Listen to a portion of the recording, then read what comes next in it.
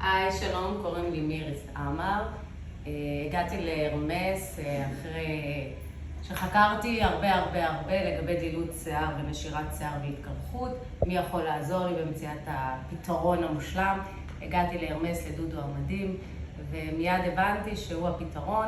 התחלתי כך, הגעתי אליו במצב הזה, עם התקרחות נוראית, בדלילות בכל השיער. למרות שהייתי סקפטית, דודו נתן לי את כל הביטחון והאמין שאני אצליח לצאת מזה, ואכן הגעתי למקום הזה. היום אני במצב, אחרי 3 חודשים, שזה חצי מהדרך, אני במצב הזה. יש לי צמיחה גם בכיפה של השיער, גם מקדימה בכל ההתקרחות הקדמית, זה היה לפני. היום אני במצב הזה, וזהו, ממליצה בחום.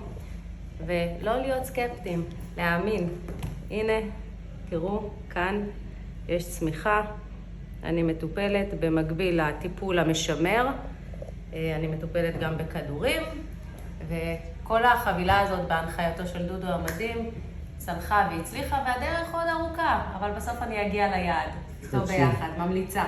חיים שלי, תתחדשי.